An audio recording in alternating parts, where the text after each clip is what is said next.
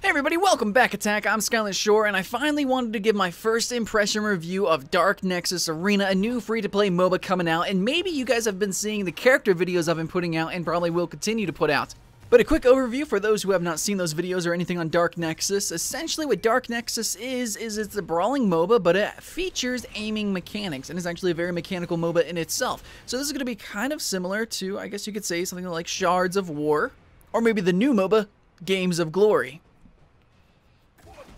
All these games together have aimed mechanics, which kind of work like a twin-stick shooter, but put into a MOBA, and then you also have the character kits, and then entwined with that, you also have your very unique mechanics that's based on the map and the different game types. So in Dark Nexus, it's very team deathmatchy. It's almost entirely focused on deathmatch, except you still have towers, you still have lanes, you still have a jungle, and you still have, you know, all the other MOBA stuff. So it's kind of an amalgamation of like a couple of different game modes. Essentially how it works is that you get points, you have a point system, and you get points for kills, you get points for tower destruction, you get points for pushing down the lanes and the jungle, and essentially you get points, and then whichever team gets to 100 points first wins. So you can totally just deathmatch around the map and win the game like that. Or you can turtle it up, try to defend your towers, and then eventually push lanes and win like that. There's a couple of different strategies that are kind of unique to this game because of that system and game type.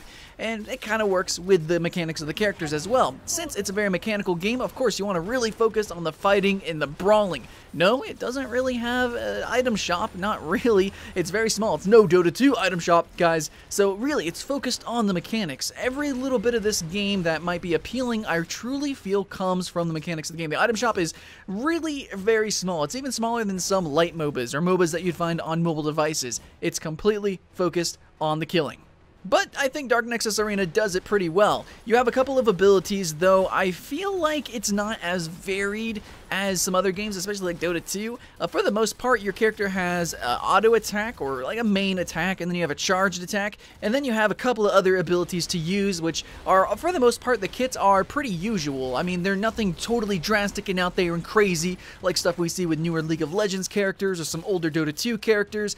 For the most part, pretty straightforward, very intuitive. However, the hard part about this game is learning the physics, you know, how long it takes a bullet to travel and stuff like that. And I feel like in the alpha state that it's in, the early first impressions that I have with this game, it seems that it's not quite, I guess, optimized. It's not, I mean, yeah, the frame rate is low, but I also mean like some skill shots are just way slower than they should be. They take way too long to actually produce the projectile, so, you know, stuff like that. So it's really hard to aim in a skill shot game whenever the skill shots aren't quite working as fast or as quickly as they really should be. But I really do like the two kinds of characters that we have. We have melee and ranged, and I kind of feel like I wish there was a little bit more variation to these guys, but for right now, it's pretty cool.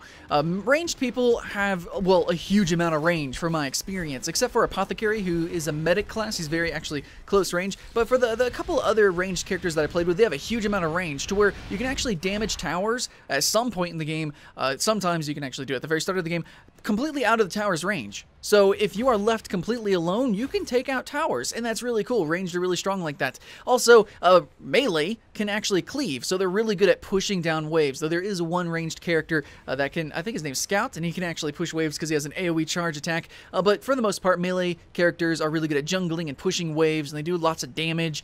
But what's really cool is that every character has a mobility ability. Some have multiple, but everyone has a dodge ability. It's either you press shift or you press space, and you can actually dodge. You can actually leap, kind of similar to like Guild Wars or something like that. So we have a dodge mechanic or a leap mechanic, dash mechanic inside this game for every single character, and that's pretty good. However, I feel like for melee units, that dash should be longer and on a lower cooldown than ranged units, because ranged units as it is right now have a huge amount of kiting potential, and it's really annoying, especially with a game with towers, and you know, there's fog of war, so it's really easy for people to run away.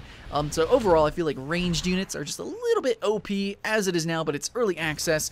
So if you are playing it right now, just know that there might be some discomfort, but then again, any competitive game or PvP based game is going to be a little bit disbalanced in its early access. I just wanted to say that. But I do like the mechanics. I do like the ideas that were put forth in this game.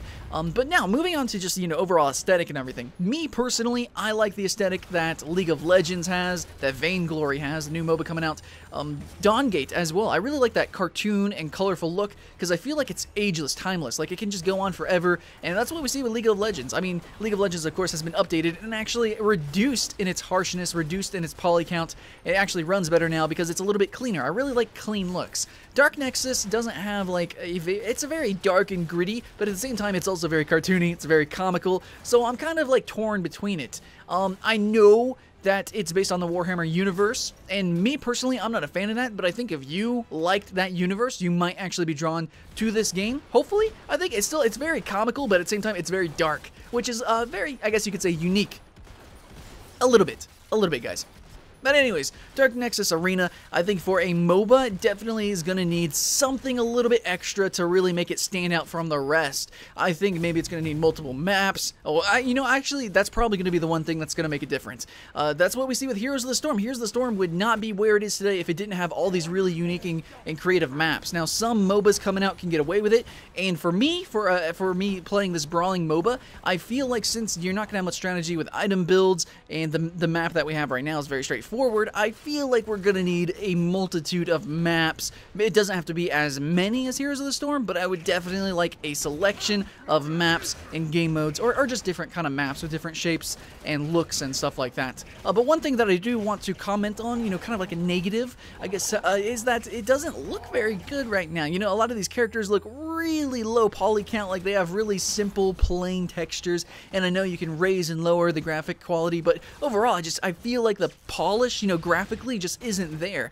The engine looks really good. You know, I can tell it's a cool engine. It's got some cool lighting and effects, but I need more. I need more pop, more zing. I don't know. It just needs to be a little bit more of a spectacle. You know, auto attacks need to be brighter and illuminate the map. The models need to themselves. I know it's a comical game, and I know it's kind of got like that cartoony darkness going on, but I still just need a little bit more. I would like to see more lighting effects on characters. Like, you know, if there's a fire on a character, I want it to really like be bright and burning. And if there's an orc, I want his skin to be super bright green, but at the same time, I don't want it to look all blocky and cheesy. Like, I don't know, it's just, the game overall just doesn't quite reach up to my expectations, but it's super early in development, so maybe later on they're going to get layers and layers of that. But in my experience, I generally see, like, an art style, and I feel like I'm not really seeing the true art style of this game. I feel like it's not truly finished yet. Also, want to know about graphics, you're going to notice that a lot of animations are really cheesy. Like, pretty much for the whole game, you know, graphically, it just is not exactly where it needs to be. But that's just a worry of what could happen. You know, when the game releases, it could still look the same, but very likely, and hopefully this development team will actually take the initiative to improve upon it and polish it, and that's what should happen. Okay, so I'm not going to actually count really the graphics as a negative, because it looks like it's got a really cool engine. I just wanted to, you know, tell you my worries. You know, I'm worried that the game isn't going to improve, but it should, hopefully. Now, the population currently, if you're trying to buy into the game and play it right now, I could say that almost nobody plays it, and it's also only on weekends right now. So, you know, it's kind of disappointing. It's not like you can just buy the game and go play it whenever you want. No, it's only on weekend. It's also still kind of buggy, too. Yeah, but if I had to wrap up all my feelings and emotions, you know, I can say that really there wasn't too much to talk about, and there's really not too much to examine with this game. You know, I can't really digest the item shop, I guess you could say, because, like, it's really simple. I mean, very, very, very simple item shop. It really reminds me of Dawngate's, except, like, even more simple. I can't really talk about the mechanics because pretty much everyone has the same, you know, mechanics. Like, everyone has essentially the same kind of skill shots. It's skill shots and stuff that you've seen in other MOBAs as well. I mean, it's all kind of put together in a unique-ish package, but Dark Nexus overall, the way it's looking, doesn't seem to be as unique or as fun or as, I don't know, as polished as games like Games of Glory. I think that, and Shards of War, which is already seeing a little bit of esport action. And, you know, Shards of War, I wasn't ready for that to do well at all. I had really cheesy voice acting and overall lowish polish, but Dark Nexus has even lower polish than that. But that's currently right now. Of course, it could get much better later on, so I think it's worth keeping an eye out. It's definitely more interesting than a lot of really bad MOBAs that I've played, but it's not exactly super duper top tier. Again, I think this is going to be a new game in the series, in the 40K series, that is either good or bad. It's right there teetering on the edge, and it seems like so many developers want to really bring to life this franchise again, but we'll have to see. Is Dark Nexus going to do it? Honestly, I'm unconfident. I'll give it a thumbs up, but I don't know. Thanks for watching, guys. I'm Skyland Shore with Attack Gaming. Hopefully you like and subscribe so that you can stay notified of all the cool news of upcoming games and such. And please come back, Attack, and we'll see you again later.